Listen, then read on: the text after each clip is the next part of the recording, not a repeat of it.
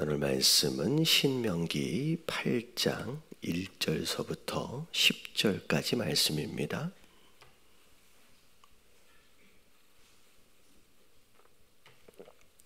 신명기 8장 1절서부터 10절까지 말씀 교독합니다.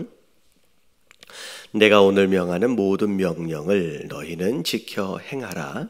그리하면 너희가 살고 번성하고 여호와께서 너희의 조상들에게 맹세하신 땅에 들어가서 그것을 차지하리라.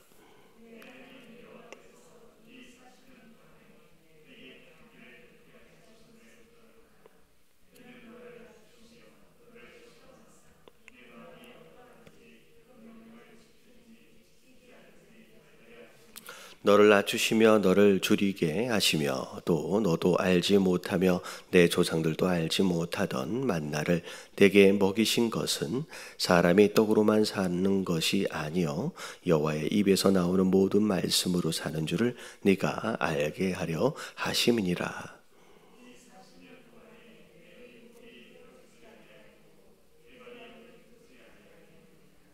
너는 사람이 그 아들을 징계함 같이 내 하나님 여호와께서 너를 징계하시는 줄 마음에 생각하고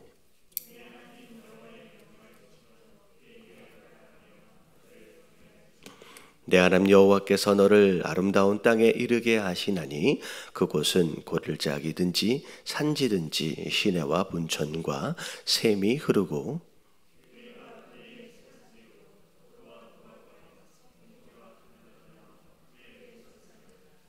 네가 먹을 것에 모자람이 없고 네게 아무 부족함이 없는 땅이며 그 땅의 돌은 철이요 산에서는 동을 캘 것이라.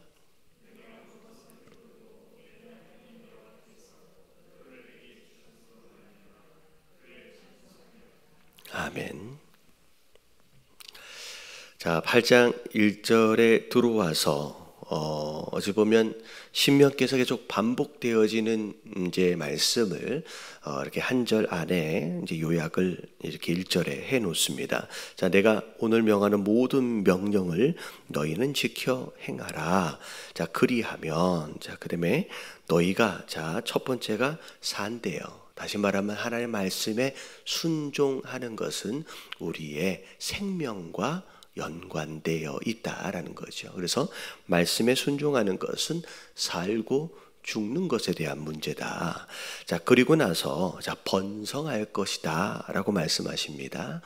이건 1차원 쪽에서 보면 어떻게 보면 자녀들에 대한 축복, 자손들에 대한 축복임과 동시에 그렇게 번성하기 위한 어떤 그런 이제 기본적인 전제는 자녀를 많이 낳는 것도 중요하지만 어제 살펴봤던 것처럼 전염병에 대한 문제도 있고요. 그리고 먹고 사는 것에 대한 문제도 있을 수 있고요.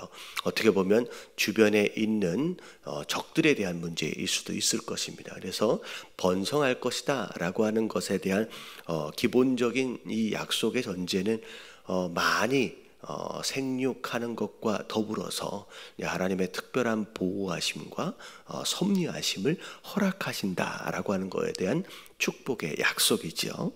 자, 그리고 나서 조상들에게 맹세하셨던, 약속하셨던 그 가나안 땅도 다 이제 차지할 수 있도록 하나님께서 허락하시겠다라고 이제 어찌 보면 하나님이 다 원수들을 내쫓아 주시겠다라고까지 이제 말씀을 하셨습니다. 그래서 말씀에 순종하라.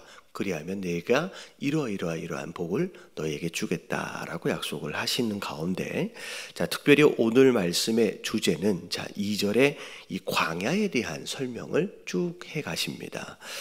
내 하나님 여호와께서 이 40년 동안에 어떻게 보면 10하루면 올 수 있는 그 가나안 땅과 시내산과의 거리였어요. 그럼에도 불구하고 40년 걸렸거든요.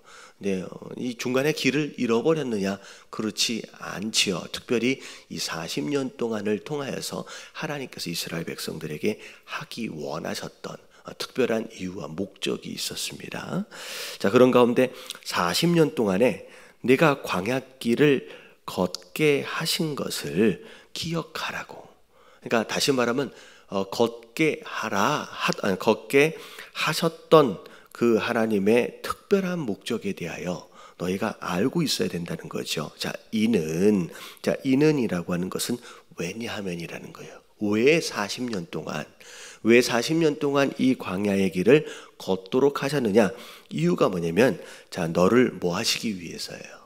낮추시기 위해서예요. 어떻게 보면 광야라고 하는 곳 자체가 어찌 보면 우리가 인생을 살아가면서 만나게 되는 수많은 상황들과 굉장히 연관성이 많습니다. 광야는 어찌 보면 아무것도 없는 곳이에요. 황량한 곳입니다. 그래서 하나님의 특별한 공급하심과 보호하심이 아니고서는 생존을 할 수가 없는 장소지요. 그래서 가축을 기르더라도 어찌 보면 그들을 먹일 수 있는 양식이 광야에는 없어요.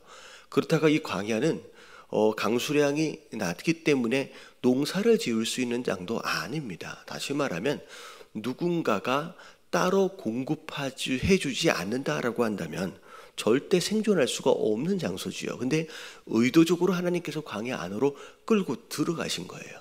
끌고 들어가신 가운데 아무것도 없는 장소에서 스스로 나 혼자서는 생존할 수가 없구나, 한시도 살아갈 수가 없구나 라고 하는 것을 느끼도록 하심으로 인하여서 이 광야의 훈련이 사실은 시작이 됩니다. 그래서 첫 번째 광야를 허락하시는 이유와 목적이 뭐냐? 너를 낮추시기 위한 것이다. 한마디로 얘기하면 겸손의 훈련이 바로 광야 훈련의 첫 번째 목적이라는 거죠. 겸손의 훈련입니다. 그래서 우리가 첫 번째 기도의 제목이 그런 거예요. 하나님, 우리가 인생을 살다 보면 마치 이 광야를 걷는 것과 같은 이런 상황들을 만나는데 하나님이 허락하시는 거죠. 그런 가운데 우리가 가장 먼저 훈련되어져야 될 것이 뭐냐? 나를 낮추는 것이구나. 겸손을 배우도록 하시는 것구나 라고 하는 것을 깨닫는 게 굉장히 중요하다는 거죠. 그래서 첫 번째 훈련의 목적이 낮추시기 위한 것이다. 그런 가운데 너를 시험하셨대요. 내 마음이 어떠한지 그 명령을 지키는지 지키지 아니하는지를 알려 하심이니라. 두 번째 목적이 뭐냐면 순종을 훈련하시는 거예요. 겸손하게 하신 다음에 그리고 말씀을 허락하시는 거예요. 말씀을 허락하신 다음에 그 말씀하신 대로 순종을 하는지 안 하는지를 시험해 가시는 바로 그 과정이다라는 거죠. 그래서 광야 생활 안에서의 두 번째 목적은 이제 순종에 대한 훈련입니다.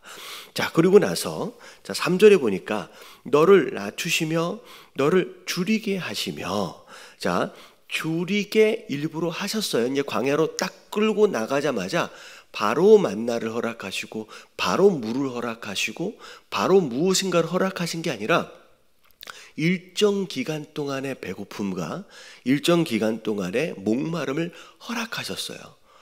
왜냐하면 만약에 굶어보지 않았다, 그리고 이렇게 목말라 보지 않은 사람은 그 물과 음식의 소중함을 모른다는 거죠. 그래서 의도적으로 광야에 나가면서 하나님이 다 챙겨서 먼저 처음부터 챙겨주신 게 아니라 일정 기간 동안의 목마름과 배고픔을 허락하셨다는 거죠. 그래서 대표적인 예가 그런 겁니다. 아담과 하와를 창조하셨을 때 짐승들은 처음 만드실 때부터 어떻게 만드셨냐면 암과 수를 그냥 같이 만드셨어요. 근데 사람은 남자만 먼저 만드셨어요. 그리고 나서 뭘 알게끔 하세요? 외로움을 알게끔 하세요. 그러니까 외로움을 혼자 되어짐으로 인한 그 외로움을 먼저 경험하도록 한 다음에 하와를 만드시니까 그 하와의 존재가 얼마나 소중한지를 아는 거죠. 하나님께서 때로는 어떻게 보면 우리에게 일반적으로 허락하신 그 무엇인가를 잠시 공급을 멈추실 때가 있어요.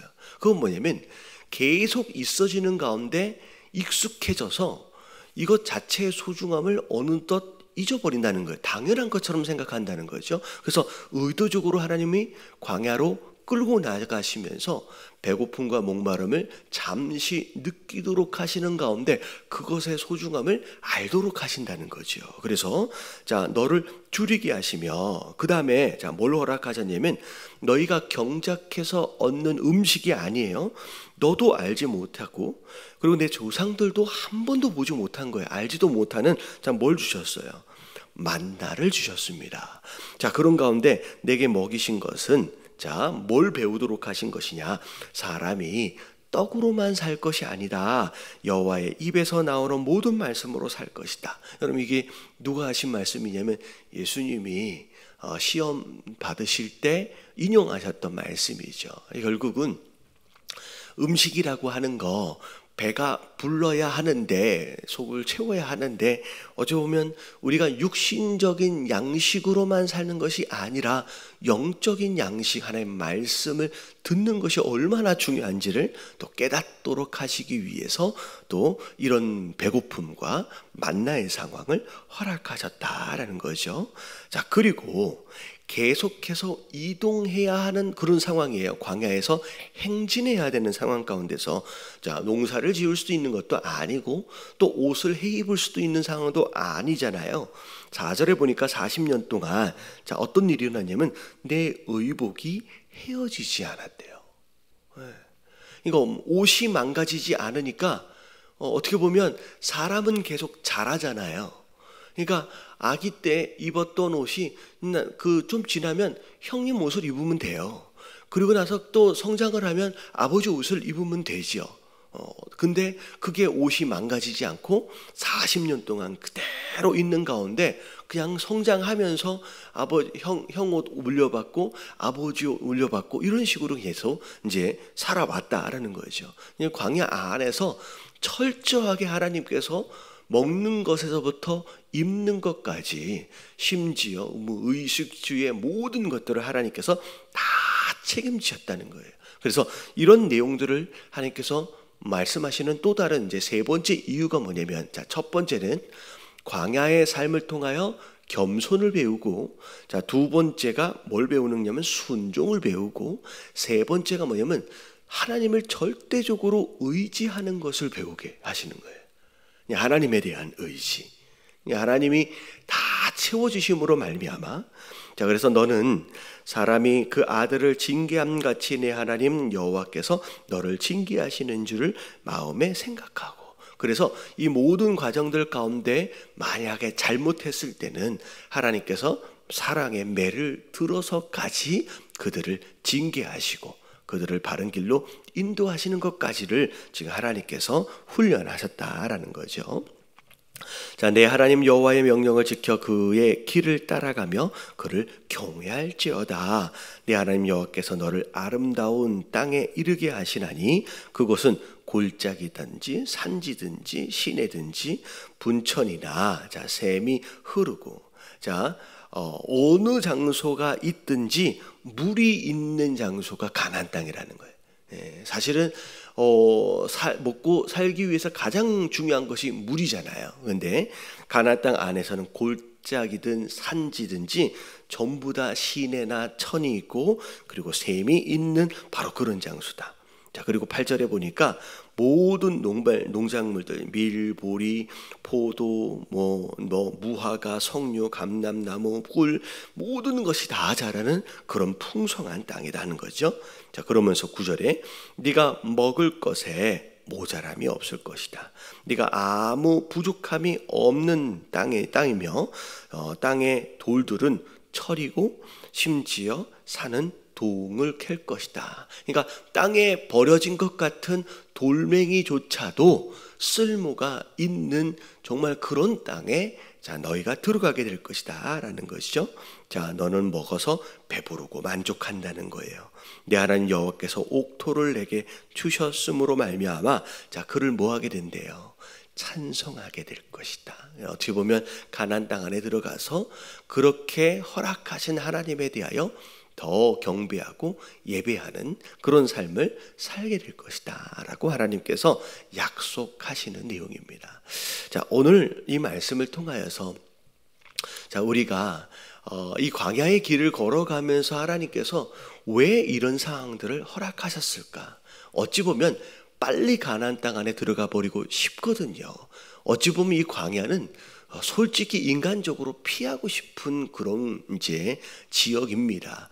자, 그럼에도 불구하고 하나님께서 허락하셨다라고 하는 것은 이유와 목적이 있다라는 거예요. 자, 오늘 이 말씀을 통하여 하나님, 혹여나 내가 광야의 길을 걷고 있다라고 한다면 하나님께서 허락하시는 이 세 가지 목적을 알게 하여 주시옵시고 이 세 가지가 잘 훈련되어짐으로 말미암아 이 광야의 40년을 빨리 끝내게 하여 주시옵소서. 그래서 하나님이 약속하셨던 이 가나안 땅을 마음껏 누리고 하나님을 잘 예배하며 찬송하는 그런 성도가 될 수 있도록, 그래서 이 세 가지 하나님 겸손을 배우게 하시고, 그리고 하나님 말씀에 순종하는 것을 배우게 하시고, 그리고 절대적으로 하나님만을 의지하는 것을 배우게 하여 주시옵소서. 우리 함께 기도하며 자, 오늘 하루를 시작하도록 하겠습니다. 자, 다 같이 기도합니다. 시작. 주님,